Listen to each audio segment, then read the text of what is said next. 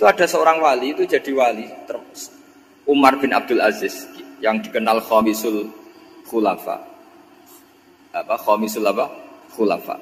Di luar Khulafa Ar-Rasyidin 4, di antara yang soleh adalah siapa? Umar bin Abdul Aziz. Itu ketika mau meninggal, itu senangnya bukan main. Itu semuanya nangis, beliau senang. Terus tanya, kenapa kamu senang? Memangnya saya kalau mati itu kemana aja? Ila khairi madhubin ilah, ke zat terbaik. Dibang urip mbek kowe bolet atau mbek Arhamur Rahimin kan. Yaitu Allah Subhanahu wa taala. Jalaluddin Ar-Rumi ketika mau meninggal itu muridnya nangis semua, beliau marah. Kamu harusnya pesta karena saya mau ketemu kekasih saya, malah kamu tangisi. Goblok sekali kamu katanya. Jadi orang-orang dulu itu luar biasa.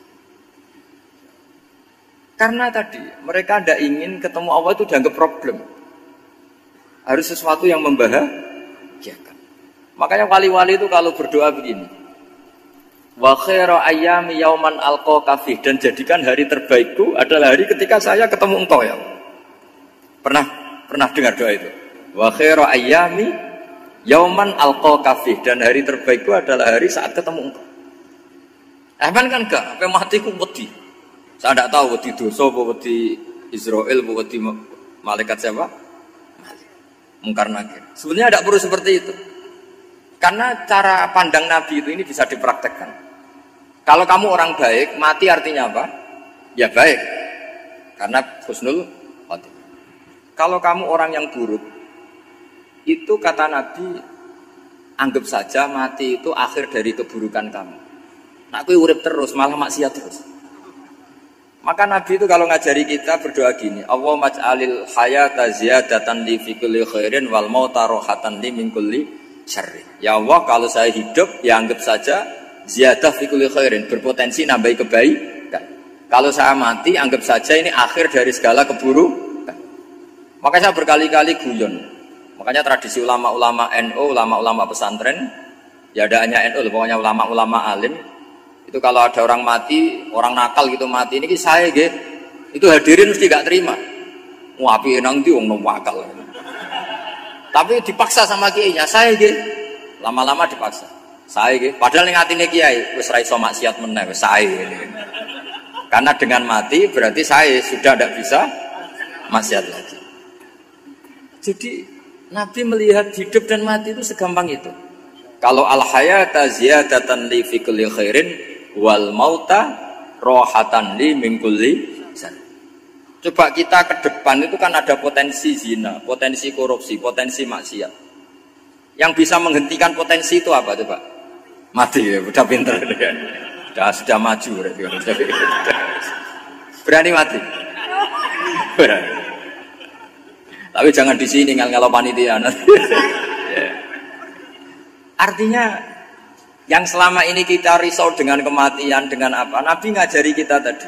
Allahumma ij'alil hayata ziyadatan li fi kulli khairin wal mauta rohatan li min kulli syarr. Ya Allah, jadikan hidup ini sebagai bekal menambah kebaikan, dan suatu saat kalau saya mati, semoga itu akhir dari segala keburukan.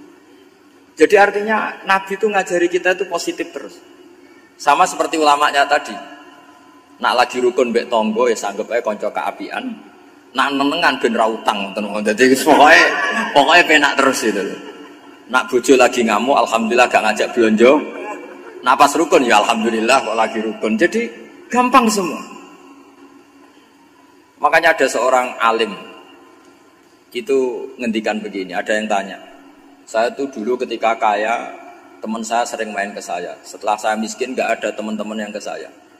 Dikira si Habib ini kebetulan orangnya Habib itu mendukung keluhan dia, ternyata enggak. Si orang alim itu bilang gini, malah bagus toh gitu. Kowe wis melarat buruhe wong. Ya sudah kamu miskin buruhnya orang lain, misalnya tukang manol di pasar atau tukang becak. Kemudian teman-teman kamu datang, malah kamu malu tuh jadi tontonan. Bagus kalau mereka lupa pas kamu miskin tidak ada yang lihat katanya. Jadi apa ya, dianggap enteng saja gitu. Akhirnya orang ini nggak jadi ngeluh. Selama ini kan kita ngeluh ya, ketika miskin teman-teman nggak datang. Coba kalau mereka datang pas kamu buruh bikin botol di orang lain, mantan bos buruh, malu nggak? Milih datang apa enggak? Enggak lah, sudah bener itu. Jadi ulama dulu itu makanya sering baca biar tahu solusi hidup. Jadi ulama dulu itu gampang sekali melihat kehidupan itu. Gampang sekali, indah, gampang. Sekarang tuh enggak.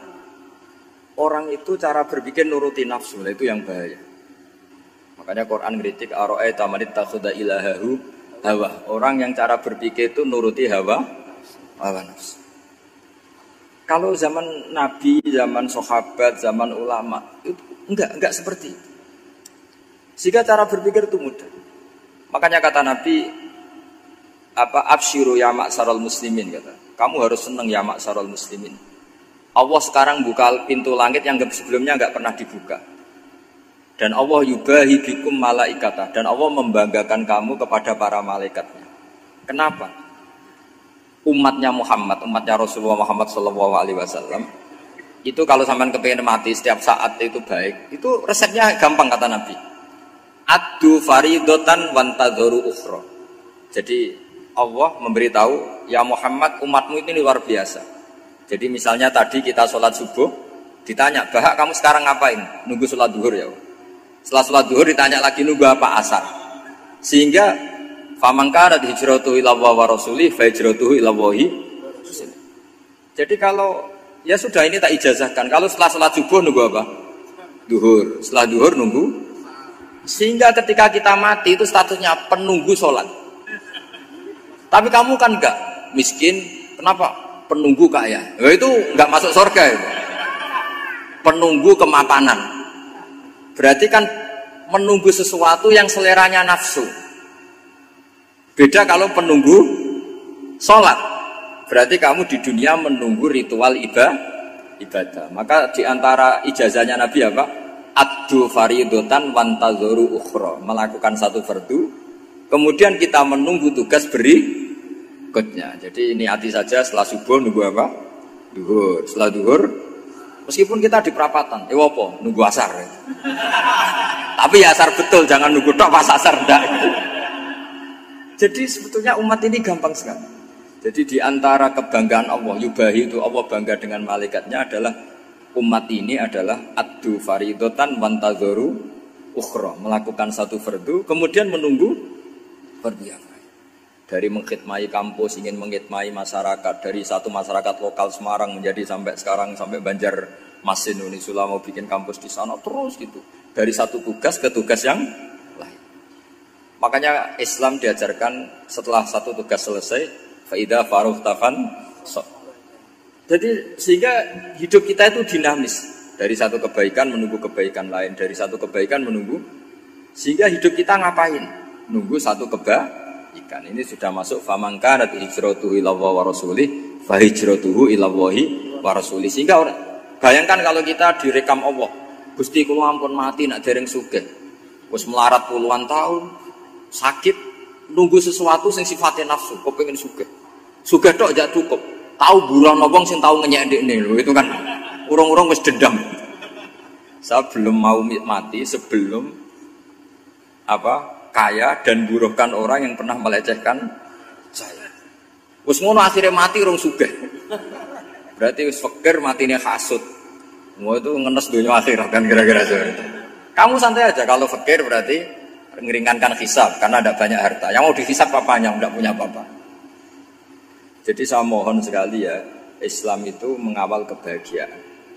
Sebab itu sampai bahagia itu menjadi perintah Islam, qul bi fadlillah wa bi rahmati fa bidzalika falyafrahu. Karena dengan bahagia bitaat diharapkan orang Islam itu tidak bahagia atau cari kesenangan lewat jalur apa maksiat. Sehingga ciri utama wali apa? Ala inna auliya Allahi la khaufun alaihim wa la hum yahzanun.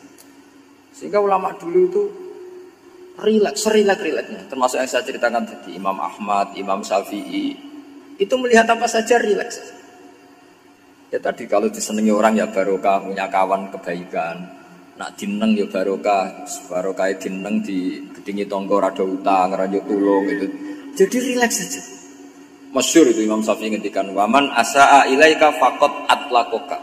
Orang yang berbuat buruk sama kamu, hakikatnya adalah membebaskan kamu. Atlaqo itu apa? membebaskan. Enak gak jadi hidup gitu? Kalau kamu kan enggak, kok gedeng aku salahku apa? Malah kamu ujub tuh, orang kok gak tahu salahnya. Kamu jadi suami, istrinya ngomel, kurang apa saya sebagai suami? Ya kurang banyak, ndak ganteng, ndak kaya, ndak ini. Malah kalau diterangkan malah parah toh.